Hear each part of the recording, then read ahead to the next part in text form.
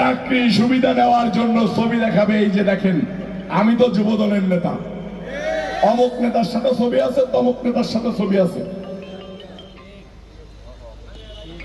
সন্ধ্যার পরে দেখবেন আব্বাস ভাই বাসায় যে ভিড় জমাইছে, আমাদের সিনিয়র নেতা, তার বাসায় গেলে আরো 2, 4, 5, 10 জনের সাথে পরিচয় হবে, তাদের সাথে কিছু ছবি তোলা যাবে। দেখবেন পল্টন অফিসে এখন আর জায়গা পাওয়া যায় না, চেয়ার পাওয়া যায় না, পুলিশ অফিসে চেয়ার পাওয়া যায় না। প্রেস ক্লাবে প্রোগ্রাম হইলে এরা সবার আগে যে বসে থাকে। প্রিয় সহযোদ্ধা ভাইরা, এটা নামে কর্মী সভা, অবশ্যই কর্মী সভা, তার সাথে কর্মী সভা যদি হয় 20%, 80% হলো সতর্ক সভা। আপনাদেরকে সতর্ক করতে এসেছি এবং উৎসাহ দিতে এসেছি। ঢাকা মহানগর দক্ষিণ যুব দলের আহ্বায়ক সদস্য সচিবের 81টা ওয়ার্ড, 24টা থানা নিয়ে কাজ করতে হয়। প্রতিদিন কম করে হলেও 2000 ফোন পিক করতে হয়। চাইলেই তো পারতাম এই ওয়ার্ডের কমিটি এলাকার সহ 5-10 জন সিনিয়র নেতা নিয়ে পার্টি অফিসে বসে ইনস্ট্রাকশন দিতে পারতাম না, সেটা কিন্তু করি নাই। এই রাস্তার জ্যাম ঠেলে, সকল কাজ কাম ফেলে আপনাদের সাথে এসে সঙ্গ দেওয়ার একটাই কারণ, জাতীয়তাবাদী শক্তিতে যারা বিশ্বাসী তাদেরকে বেছে বেছে বের করা, জাতীয়তাবাদী দল এবং জাতীয়তাবাদী যুবদলকে ঐক্যবদ্ধ করে তৃণমূল পর্যায়ে দেশনায়ক তারেক রহমান সাহেবের বার্তা পৌঁছে দেওয়া। এটাই ঢাকা মহানগর দক্ষিণ যুবদলের আহ্বায়ক খন্দকারের নাম রবিউল ইসলাম নয়ন, গাফফার, বাবলু, মুকিদের কাজ। প্রিয় সহযোদ্ধারা, আমার এইখানে এসে খুবই ভাল লাগছে। আমি 17 বছরের ভিতরে একবার বাড়িতে যাইতে পারছি, 15 বছরের ভিতরে একবারও পারি নাই। এই এলাকাটা মনে হচ্ছে গ্রাম, আমার কাছে খুবই ভালো লাগতেছে। আমি মনে করতেছি যে গ্রামে আসছি। গ্রাম থেকে আপনারা এতদিন যাবৎ যেরকম পল্টনে যে, প্রেস ক্লাবে যে, শাহবাগে যে, দলের বিভিন্ন জায়গায় যে প্রোগ্রাম সফল করেছেন, ঝড় বৃষ্টি আধার রাতে দেশনেত্রী বেগম খালেদা জিয়ার পাশে ছিলেন, ঝড় বৃষ্টি আধার রাতে আমাদের প্রিয় নেতা দেশনায়ক তারেক রহমানের পাশে ছিলেন।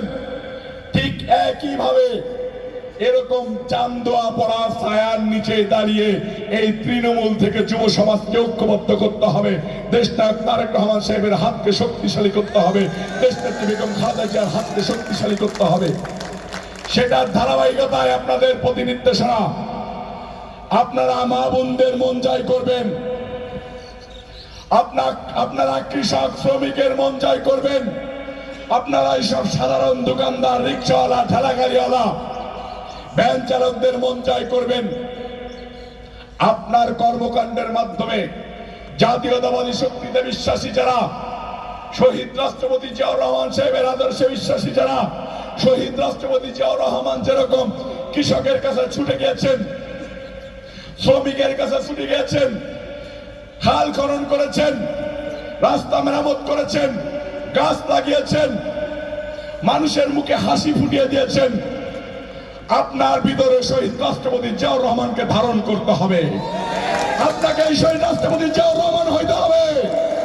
আপনি জাতীয়তাবাদী দলের প্রাণ, তৃণমূলী জাতীয়তাবাদী দলের প্রাণ। আমরা যারা নেতা বক্তৃতা দিই, তারা বিভিন্ন কলা কৌশলে বিভিন্ন ভাবে চলাফেরা করি। নেতার সংখ্যা বাংলাদেশে কম বানাইতে হবে, তৃণমূল বেশি বেশি করতে হবে। তৃণমূলী ভোট দিয়ে বিএনপিকে ক্ষমতায় আনবে, নেতা নয়। নেতা একজন, শুধু দেশনায়ক তারেক রহমান। দেশনায়ক তারেক রহমান, দেশনেত্রী বেগম খালেদা জিয়ার নির্দেশনায় এই দলের লাস্ট সিদ্ধান্ত, এর বাইরে কোনো সিদ্ধান্ত নাই। দেশনায়ক তারেক রহমান সাহেব নির্দেশনা দিয়েছেন। আমি গর্বিত, আমি খুবই গর্বিত আপনাদেরকে নিয়ে।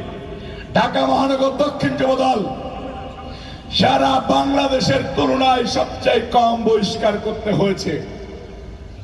তার মানে ঢাকা মহানগর দক্ষিণ যুবদলের প্রত্যেকটা নেতাকর্মী সুশৃঙ্খল, মাধুর্যপূর্ণ আচরণ তাদের। অন্যায় করে না, অন্যায়কে প্রশ্রয় দেয় না।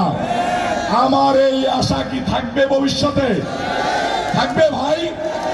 আমি কি গর্ব করে আবার বলতে পারবো ৭৫ নম্বর ওয়ার্ডে এসে যে আমার দক্ষিণ যুব দলের অন্তর্গত এই ৭৫ নম্বর ওয়ার্ডের নেতা কর্মীরা বিপদগ্রস্ত হয় নাই। দেশনায়ক তারেক রহমানের মাত্র অক্ষরে অক্ষরে পালন করেছে।